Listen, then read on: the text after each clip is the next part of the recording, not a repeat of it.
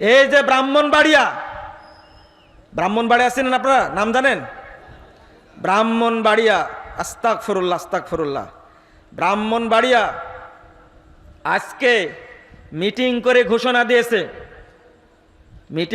একটা মসজিদ শহরের মধ্যে। এখন মুফতি আব্দুল মালেক সাহেব হলেন বাইতুল মোকাররম জাতীয় মসজিদের খতিব। এই যে দেওবন্দি মোল্লারা আহলে হাদিস মসজিদ, তারা 3 তলা মসজিদ করবে। 21 সাল থেকে মসজিদ চলছিল, ভেঙে দিয়েছে, এখন মসজিদের ভিত দিবে। ঠিক ওই মুহূর্তে গিয়ে মসজিদ দখল করেছে। ব্রাহ্মণবাড়িয়া সদর মাসিহাতা ইউপির দেখছেন লেখছে, বিতর্কিত আহলে হাদিস মসজিদ নির্মাণ করা বন্ধ ও নিষিদ্ধ করতে হবে, 1 নম্বর দাবি। 2 নম্বর দাবি হলো মাসিহাতা ইউনিয়নে আহলে হাদিসের যাবতীয় কার্যক্রম নিষিদ্ধ বন্ধ করতে হবে। এই 2টা। ব্রাহ্মণবাড়িয়া শহর কি দেওবন্দীদের জন্য রেজিস্ট্রি করে দেওয়া হয়েছে? এই ভাইয়েরা কি ব্রাহ্মণবাড়িয়ার নাগরিক না? আজকে হেফাজতে ইসলামের দায়িত্বশীল শাইখুল হাদিসের ছেলে মামুনুল হক কি উত্তর দিবেন?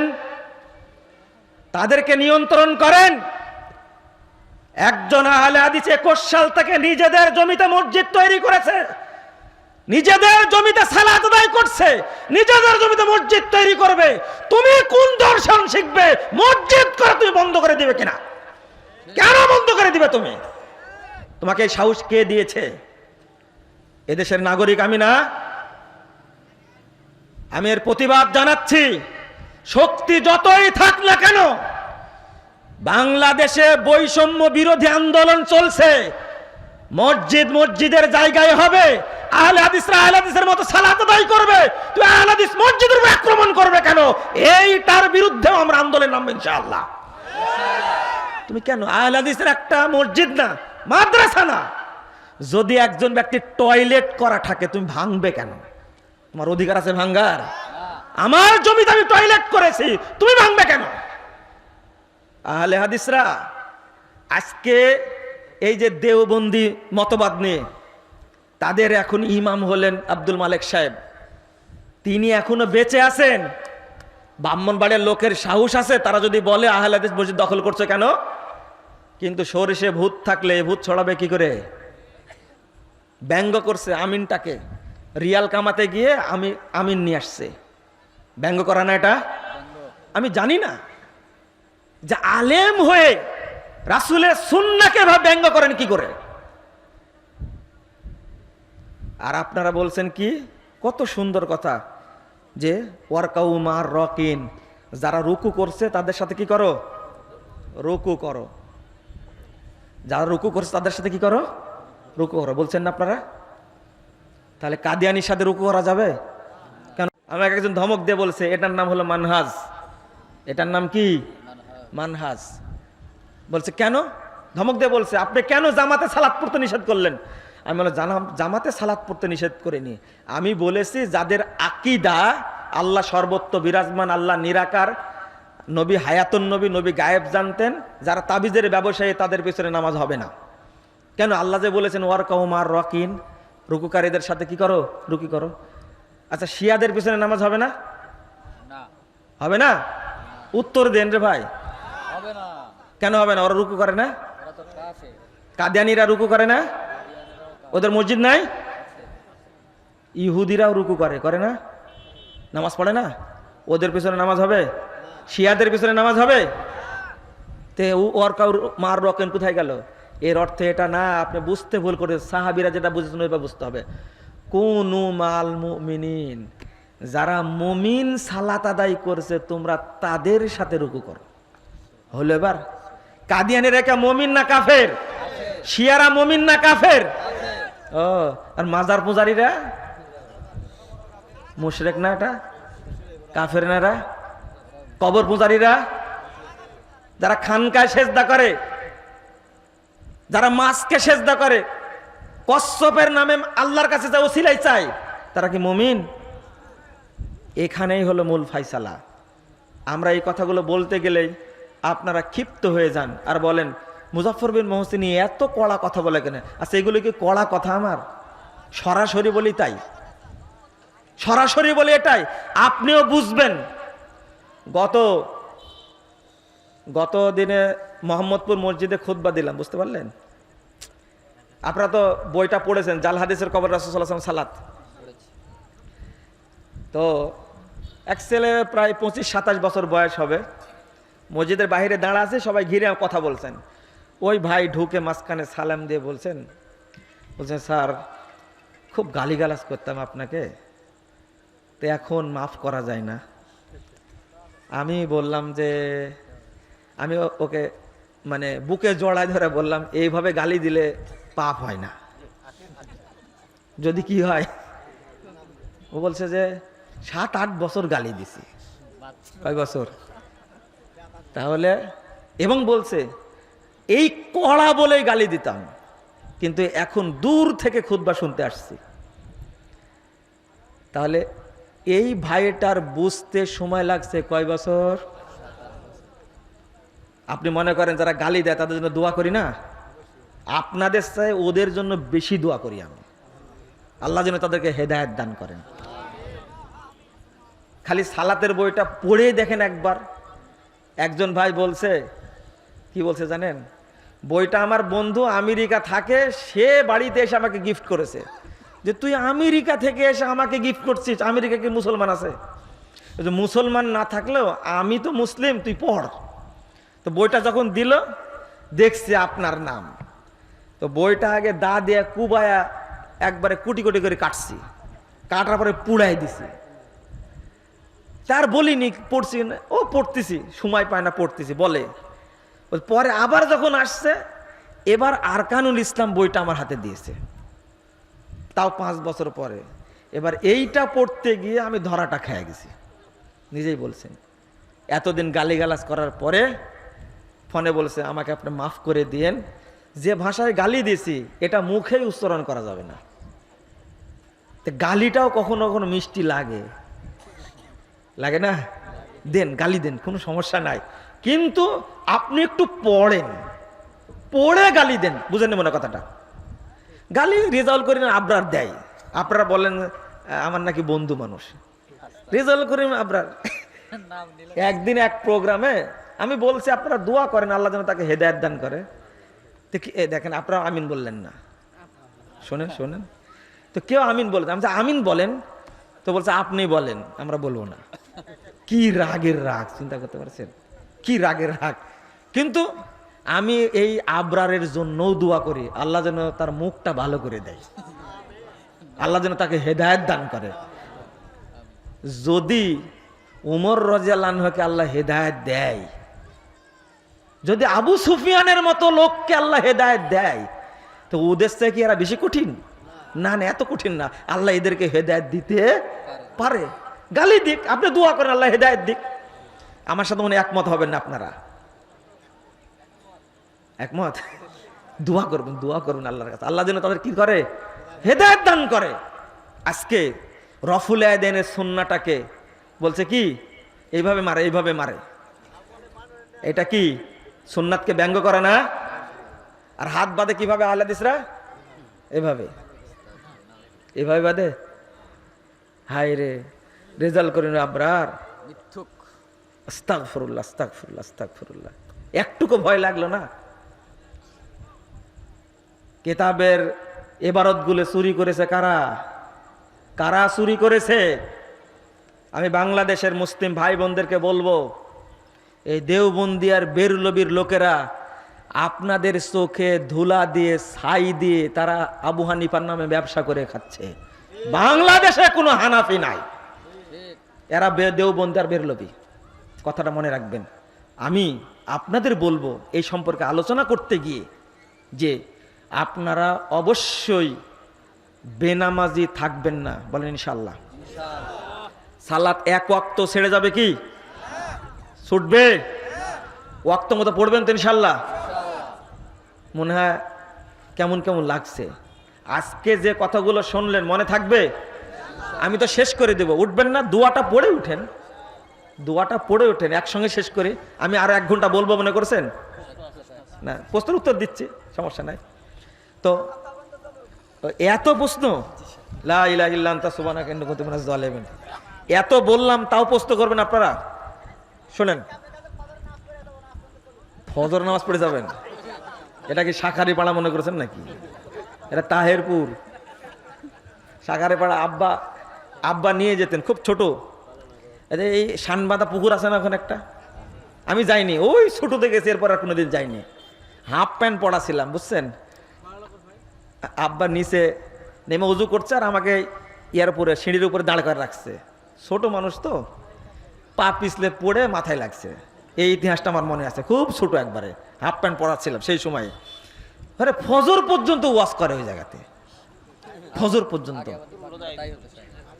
না, আবু তাহের বর্ধমানই তো আসতেন, তাই না? ট্রেনের সময় আসার জায়গা ছিল।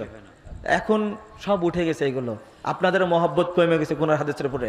কারণ এখন আর আব্দুর রফ নাই, এখন আর আব্দুল সাত্তার 30 আলী নাই, এখন আর আবু তাহের বর্ধমানি নাই, এখন আর আব্দুল্লাহ ইবনে ফজল নাই, রাহিমাহুমুল্লাহ। আল্লাহ তাদেরকে জান্নাতুল ফেরদাউস দান করুক, আমিন। জি, ও আপনি আসেন এখনো? আগামী 7 তারিখে হলুদ ঘরে যাবেন ইনশাল্লাহ, দাওয়াত থাকলো আপনাদের। যাবেন? যাবেন না? রাগ আছে ওদের উপরে? ওই ঐতিহ্য, ওই ছোটতে গেছি হলুদ ঘরে, ওই মাঠে আমি শুনতে গেছি বক্তব্য। ডক্টর আব্দুল বারী স্যার রাহিমাহুল্লাহ, তিনি এসেছিলেন, আমার আব্বা নিয়ে গেছিলেন, সাইকেলের পিছনে বসায় নিয়ে যেতেন, আমার ওটা মনে আছে। তো এবার যাবো ওখানে, আগামী 7 তারিখে দাওয়াত থাকলো, যাবেন ইনশাল্লাহ। শোনেন, প্রশ্নের উত্তর দেওয়ার আগে আপনি বলে দিই, আমরা আপনাদের জন্যই পরিশ্রম করে 2টা খণ্ড বের করেছি, ফতোয়া সমগ্র। কয়টা? আপনার মনে আধুনিক যত প্রশ্ন, আমি মনে করি এখানে যত কি আছে প্রশ্ন আছে, এটা কি, এটা হলো আরকান, এটা আগেই পেয়েছেন। এরপরে আরেকটা বের হয়েছে, 2টা খণ্ড, 2630টা প্রশ্ন উত্তর আছে। কয়টা? 2600, বিস্তারিত উল্লেখ করা আছে।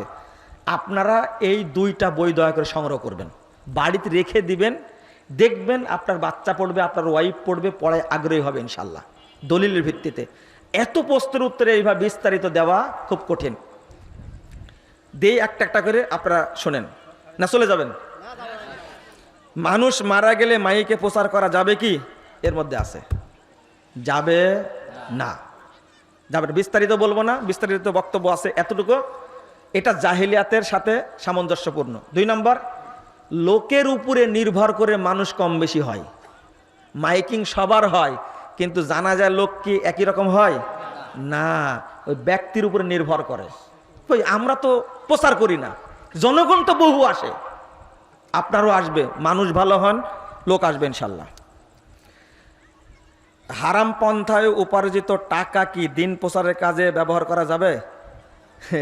হারাম টাকা দিনে ব্যবহার করুন আপনি, এটাও হারাম। আপনাকে কে বললো এটা? হ্যাঁ, দিন প্রচার মানে দিন প্রচার কাজে আপনি কুলসিত করলেন, আপনি, এটা চলবে না। তবে এই যে প্রফিটের টাকা বলে না, এটা মসজিদে দেওয়া যাবে না, জনকল্যাণে দিবেন, নেকির আশা ছাড়াই।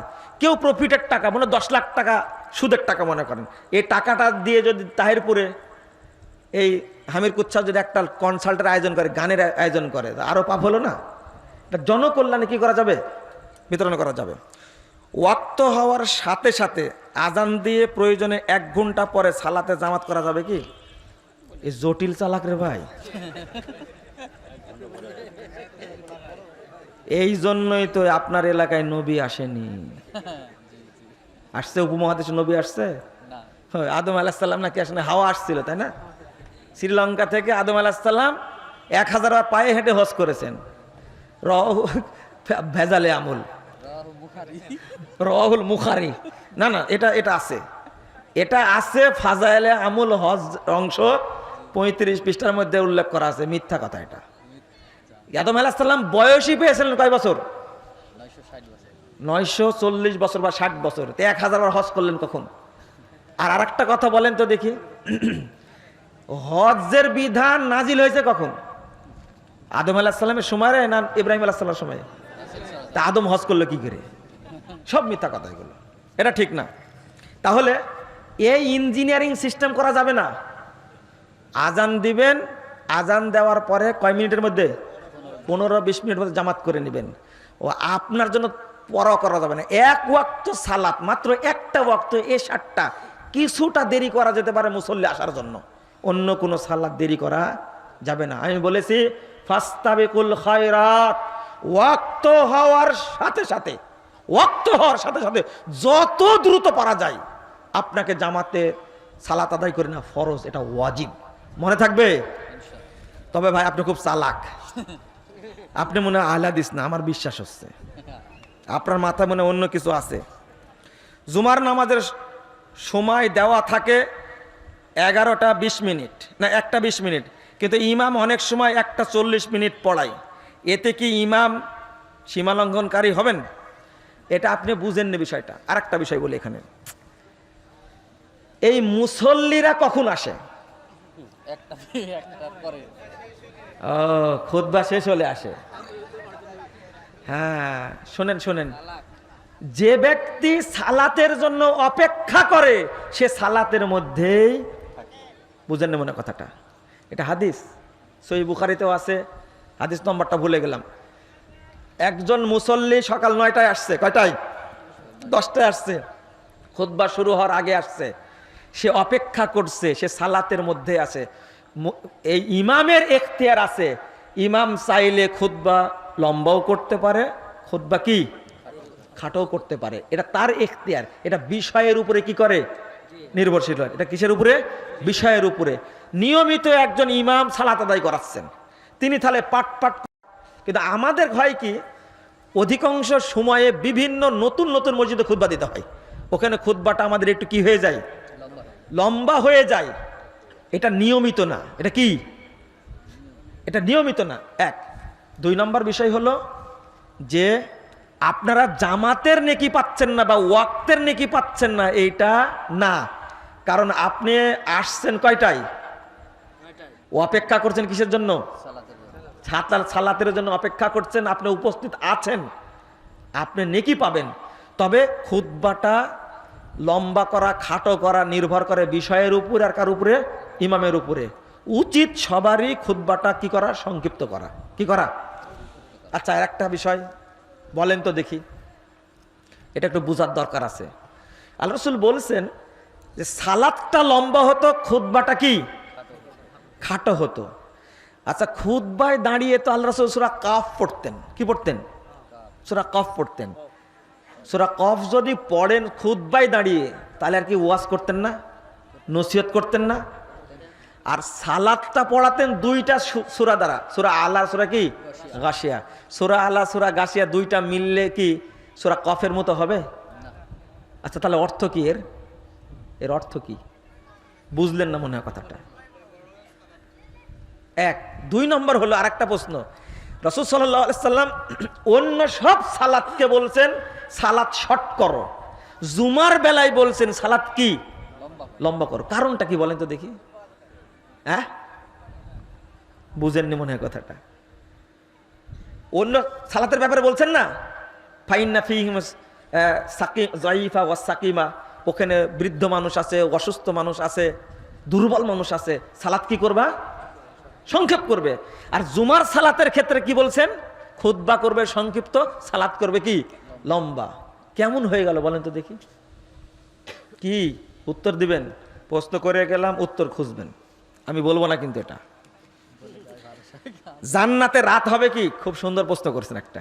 জান্নাতে রাত দিন হবে না, তবে জান্নাতীদের এত সুন্দর পর্দা থাকবে, রাতের প্রয়োজন হলে পর্দাটা সরাই দিবে, তখন রাত হয়ে যাবে। আল্লাহু আকবার। আল্লাহ আমাদেরকে জান্নাতের জন্য কবুল করে নিন। জুমার নামাজের আগে ও পরে সুন্নাত নামাজ কত রাকাত? হ্যাঁ, জায়গা মতো পড়েছে। আবরারের ফতোয়া পেয়ে আপনারা বিপদে পড়েছেন, তাই না? লা ইলাহা ইল্লাল্লাহ। কত যুক্তি করে বলেছেন যে আল্লাহ রাসূলকে আমি সালাত পড়তে দেখছি, আলী রাদিয়াল্লাহু আনহু বলছেন আগে পড়তেন 4 রাকাত, পরে পড়তে 4 রাকাত। তুমি হাদিসের সনদটা দেখোনি, বুঝে দেখো হাদিসের সনদটা। সহিহ মুসলিমের হাদিস কানে ঢুকে না, সহিহ বুখারীর হাদিস কানে ঢুকে না। সহিহ হাদিস থাকতে মানে রাসূলের যুগের কথা নাই, সাহাবীদের যুগের কথা নাই, তাবিঈদের যুগের কথা নাই, সব ফিতনা হলো তার পরের যুগে, তাই না? সব পরের যুগে। আমি যেটা বলছি, রাসূল সাল্লাল্লাহু আলাইহি ওয়াসাল্লাম বলে দিয়েছেন, জুমার সালাতের পূর্বে ইখতিয়ার দিয়েছেন, যখন যাবে মসজিদে তখন থেকে ইমাম খুতবা শোনার আগ পর্যন্ত সালাত আদায় করবে সে। এই জন্য কোন সাহাবী পড়তেন 4 রাকাত, কোন সাহাবী 2 রাকাত, কোন সাহাবী 8 রাকাত, কোন সাহাবী 12 রাকাত, কোন সাহাবী নিম্নে 2 রাকাত পড়তেন। হাদিস আসছে, অনেকগুলো সহিহ হাদিস আসছে। আর তারা নির্ধারণ করে নিল কয় রাকাত? 4 রাকাত। জুমার পূর্বে নির্ধারিত কোনো সালাত নাই, কোনো সালাত নাই। পারলে 2 রাকাত তাহিয়াতুল মসজিদ পড়ে বসে থাকবে। কথা বুঝেননি? এটা পড়তেই হবে, এটা ওয়াজিব, এটা পড়তেই হবে। তবে সালাতের পরে কয় রাকাত? 4 রাকাত, এটা নির্ধারিত। সালাতের পরে কয় রাকাত? 4 রাকাত। রেজাল করিম আবরার, আপনি মানুষকে ধোঁকা দিচ্ছেন। আপনি বুখারী মুসলিমের হাদিসটা অনুবাদ করেন না, এটা ভুল হচ্ছে। এটা যার যে সনদে ত্রুটি আছে ওটা তো বলা উচিত না। আমরা কি জানি না ইবনু মাজাতে হাদিস আছে? সালাতের বইটার মধ্যে উল্লেখ করে আছে, দেখবেন বহু আগে 13 সালে উল্লেখ করেছে এই হাদিসটা ঠিক না। ইমাম তিরমিজি যেখানে জয়ীফ বলে গেছেন, আপনি কেন বিভ্রান্তি ছড়াবেন? যদি মসজিদে পড়েন আপনি জুমার পরে 4 রাকাত পড়বেন। কয় রাকাত? 4 রাকাত। বাড়িতে পড়লে কয় রাকাত? 2 রাকাত। এত প্রশ্ন করেছেন। আমাদের রমাজান কি আমাদের সাথে কি রামরামা গ্রামে তাবলিগ জামাতের আমির বলছে ফাজাইলে আমুল বইটি 100% সত্য। কোরআন হাদিস বাদ দিয়ে ওইটাই পড়া। ইসলাম কোথাও নাই, ওই ভেজালে আমুলের মধ্যে আছে। ফাজাইলে আমুল পড়া যাবে না, পড়া যাবে না। শুরুতেই শিরকি কথা আছে, ঈমান চলে যাবে তার। ফাজাইলে আমুল, বেহেশতি জেওর, মকসুদুল মুমিনিন, নিয়ামুল কোরআন, এইগুলো থাকলে বইগুলো আমাদেরকে দিবেন, আপনারা পড়াতে পারবেন না, আপনাদের সাহস নাই, আমাদের জমা দিবেন। আরো আছে, এবং বাংলায় অনুবাদকৃত বুখারী, মুসলিম, আবু দাউদ এইগুলো কিতাব ভুয়া। ঈমান নাই, ওর ঈমান নাই, ঈমান ছিলই না, যেহেতু সুফি তরিকার। ডক্টর মুসলিউদ্দিন স্যার প্রচলিত গণতন্ত্রকে জায়েজ বলছেন এবং নির্বাচন করবেন, দলের নাম ইনসাফ পার্টি। তো প্রশ্ন তাকে করবেন, আমাকে করছেন কেন? হ্যাঁ, গণতন্ত্রকে হারাম বলে একেবারে হালাল বলেছেন, জায়েজ বলেছেন, ভাষাটা মনে এরকম না। নির্বাচনের কথা বলেছেন, কখনো কখনো কি নির্বাচন জায়েজ হতে পারে এটা বলেছেন।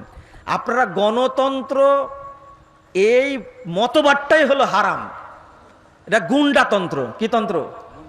গুন্ডাতন্ত্র, একটা সন্ত্রাসতন্ত্র, খুনতন্ত্র, গুমতন্ত্র। এটা পুরো গণতন্ত্র হারাম। কিন্তু আপনি কি নির্বাচন, তাই না? এটা বুঝেন না আপনারা? কোন আলেম মুসলিম এবং অমুসলিমদের ক্ষেত্রে, এটা স্থানীয় ক্ষেত্রে বলেছেন এটা করা যেতে পারে, কিন্তু গণতন্ত্রের নাম নিয়ে নয়। আর একটা হলো, আমিও বলবো, যদি আমেরিকায় যে গণতন্ত্র চালু আছে, জানেন কি গণতন্ত্র চালু আছে, কি তন্ত্র চালু আছে? আমেরিকায় জাতে মাতাল তালে ঠিক, কিন্তু এরা সব দেশে গুন্ডাতন্ত্র, খুনতন্ত্র, গুমতন্ত্র চালু রাখছে। আর নিজেদের দেশে যে চালু রাখছে ইলেকটোরাল ভোট। ইলেকটোরাল ভোট অনুযায়ী তাদের নির্বাচন হয়। পপুলার ভোটের কোনো দাম নাই। কোন প্রদেশে ভোট একটা দল পেয়েছে, তার সংখ্যা বেশি। কোন প্রদেশে ভোট সংখ্যা কম পড়েছে, কিন্তু ইলেকটোরাল ভোট সেখানে কি বেশি। কিন্তু সেখানে দুইটার সাথে তাল মিলাতে গিয়ে ইলেকটোরাল ভোটে কি বেশি হয়ে গেছে, পপুলার ভোটের কোনো দাম নাই। তো আপনারা যদি সুরা ভিত্তিক হয় এটা, কিন্তু যেমন এই যে বাংলাদেশে বর্তমান যে আছে কি সরকার, আপনারা এখন টেনে নামাতে চাচ্ছেন না, ওকে তাড়াতাড়ি নামো, নির্বাচন দেন, আমরা একটু ভোট করি বলছেন না। চালাতে দেন না, চালাতে দেন এদেরকে। 5 বছর তো দিবেন না আপনারা, দিবেন 5 বছর দিবেন না আপনারা। এটাই হলো ইসলামী নির্বাচনের মূল থিম, নট ইলেকশন, হবে কি সিলেকশন। বাংলাদেশে সিলেকশন হয় না। ফখরুদ্দিনকে কে নিয়ে আসছিল? ভোট দিয়েছিলেন? কয় বছর ছিল? 2 বছর ছিল। এ ডক্টর ইউনূসকে নিয়ে আসছেন ভোট দিয়ে? আমি বলেছি, আমাকে বলে অনেকেই যে আপনারা কতদিন আকীদার ওয়াজ করেন, মানহাজের ওয়াজ করেন, মন্ত্রী কখন হবেন? মন্ত্রী হয়ে আপনারা কি করেছেন শুনি দেখি। হ্যাঁ, মন্ত্রী হয়ে কি করলেন? 18টা বছর জোর করে ক্ষমতা দখল করে টিকতে পারলো? 2000 মানুষকে 2-3 রাতে মেরে পালায় চলে গেল। আজকে আমাকে একজন দিয়েছে একটা ফেক আর কি, মিথ্যা পদত্যাগ পত্র। আমি পালালাম, তোমরাও যে যখন অবস্থান থেকে পালা গেলাম, নিচে লেখা আছে শেখ হাসিনা। এটা পদত্যাগ পত্র। নাউজুবিল্লাহ, আস্তাগফিরুল্লাহ। আমি বলছি ভাষাটা, আপনি 18 বছর রাজনীতি করে কি করলেন? দল ধ্বংস, কর্মীরা জায়গা নাই, নেতারা জেলখানায়, সব দিল্লিতে, ত্রিপুরাতে, আর কেউ আছে আমেরিকা, লন্ডনে। কি করলেন? এত দাপট, এত ক্ষমতা, আবার বলেন গণতন্ত্র করবেন? আপনারা শরম আছে? 2 নাম্বার, ইসলামী দলগুলো রাজনীতি করে কি করেছেন আপনারা? একটা দেন, দলিল দেন। ক্ষোভের মাথায় এই সমস্ত মানুষদেরকে ফাঁসির কাস্টে ঝুলাইছে, ঠিক না? এতে তার ব্যক্তিগত কোনো অপরাধ ছিল? আস্তাগফিরুল্লাহ, আস্তাগফিরুল্লাহ, নাউজুবিল্লাহ। আশ্চর্য হতে হয়, কি করলাম আমরা? একটা দল বিএনপি, তারা কি করেছেন? তারা সংগ্রাম করেছেন, গণতন্ত্রকে ফিরিয়ে এনেছেন। কিন্তু একটা 87-88 বছর এক মহিলাকে গণতন্ত্রে এমন ঠেলা, বাংলাদেশ থেকে বিদেশে চিকিৎসা করতে যাবে, এই জন্য তাকে পাসপোর্টও দেওয়া হয়নি, ভিসাও দেওয়া হয়নি। খুব পারেন আপনারা গণতন্ত্রে, শরম কোনোদিন আপনারা হবে না। আসলে বাংলাদেশের মানুষ লজ্জায় সমস্যা আছে, আল্লাহ দিন এদের বুঝার তৌফিক দান করে। বরং আপনারা এই ইসলামী খেলাফতের ভাবধারাটা বুকে ধারণ করেন, আল্লাহ বিজয় দান করবেন ইনশাআল্লাহ। খোঁচা মারেন কেন আপনারা? সব একজন প্রশ্ন করেছে, তাবলিগ জামাত করা কি যাবে কি? চিল্লা দেওয়া যাবে কি? এত বললাম তাও হাউস মিটেনি আপনার। হিন্দুদের মূর্তি পূজাকে শুভেচ্ছা জানানো হারাম, হারাম, ইমান চলে যাবে। শুধু উদ্দেশ্য ভোট, অন্য কিছু না তো। মনে রাখেন, দেশ ত্যাগ করা যায় কিন্তু ইমান ত্যাগ করা যায় না।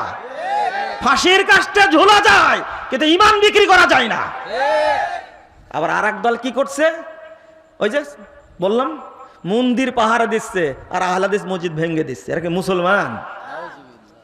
ইহুদি, খ্রিস্টান, হিন্দুস্তাও খারাপ। ওরা যারা মসজিদ ভেঙে দেয় তারা মুসলমান না। আজানের সময় মোহাম্মদুর রাসূলুল্লাহ হবে না মোহাম্মদুর রাসূলুল্লাহ, মোহাম্মদার রাসূলুল্লাহ, এই প্রশ্নও করে। তওবা তওবা, কালাম ভাই শিখাই দেন। মোহাম্মদার হয় কোনোদিন? মাদারি কয়, তাই না? আস্তাগফিরুল্লাহ। যে কোনো ফল মেডিসিন দিয়ে ব্যবসা করা যাবে কিনা? যে কোনো ফল মেডিসিন দিয়ে ব্যবসা করা যাবে নাকি? ফরমালি দিবেন নাকি আপনি? ও, জায়েজ করার চিন্তা ভাবনা করছেন? আস্তাগফিরুল্লাহ, ধোঁকাবাজ, ধোঁকাবাজ, এই ব্যবসা হারাম। আমি একটা 3 মাসের এতিম মেয়ে বাচ্চা পালন করতে চাই, কিন্তু কোনো কি লেখছে, কারণবশত আমার স্ত্রীর বুকের দুধ খাওয়ানো যাবে না। এক্ষেত্রে ওই মেয়ে বাচ্চা বড় হলে আমার সাথে পর্দা করতে হবে কি? অবশ্যই হবে। দুধ খাওয়ানো যাবে না কেন? কি কারণ, সমস্যা? আপনার স্ত্রীর দুধ খাওয়াই দিবেন।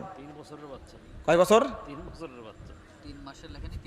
3 মাস। যে গরু বা ছাগল গরম হলে পাঠা দিয়ে টাকা নেওয়া যাবে কি? ব্যবসা করা? না, না, ব্যবসা করা যাবে না। না, এটা ফতুয়া, এটা ফতুয়া, এটা ফতুয়া। ব্যবসা করা যাবে না। তবে এই যেহেতু সে পাঠা পুষছে, তাকে সহযোগিতা করতে, ব্যবসার ন্যায় তো করা যাবে না এটা। বর্তমানে জোহরের সালাত 11:50 শুরু হচ্ছে, কিন্তু আমাদের মসজিদে ওই একই কথা বলে দিছি না। বর্তমানে সাধারণ মোবাইল ফোনে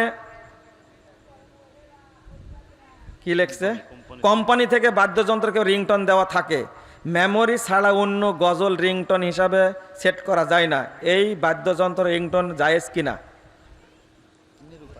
জায়েজ করার জন্য আপনি প্রশ্ন করেছেন, বুঝতে পারছি। এটা শোনেন, রিংটোন সবচেয়ে ভদ্র যেটা সেটা দিয়ে রাখবেন। আমার মোবাইলটা কিন্তু বাজে না, তবে মনে হয় আপনাদের চেয়ে আমার মোবাইলে বেশি ফোন আসে। এখন বলবেন ওই জন্য তো ধরেন না, এটা ঠিক না। ধরি, ফোন ধরি, কিন্তু এটা কোনোদিন বাজে না। তা আমি পারলে আপনি পারবেন না কেন? ভালো একটা কি ভালো রিংটোন দেবেন একটা, বাজনার উদ্দেশ্য ছাড়াই। 2, কোরআনের আয়াত, আজান, একামত, এইগুলো রিংটোন ব্যবহার করা হারাম। এগুলো আল্লাহর নিদর্শন, একে সম্মান করতে হবে। বোঝা গেছে? জামাতে 1 রাকাত ছুটে যাওয়ার কারণে ইমাম সাহেব 3 রাকাতে রফুল আযান করলে আমার তখন 2 রাকাত হয়, এবং শেষের রাকাতে ইমাম তাওয়াররুক করে বসলে আমার তখন 3 রাকাতে হয়। এই সময় আমি ইমামের সাথে রফুল আযান করবো না তাওয়াররুক করবো কিনা? জটিল মানুষ তো আপনার এলাকার দেখতেছি। শুনেন, এটা শুনেন ভালো করে। রফুল আযান করতে হয়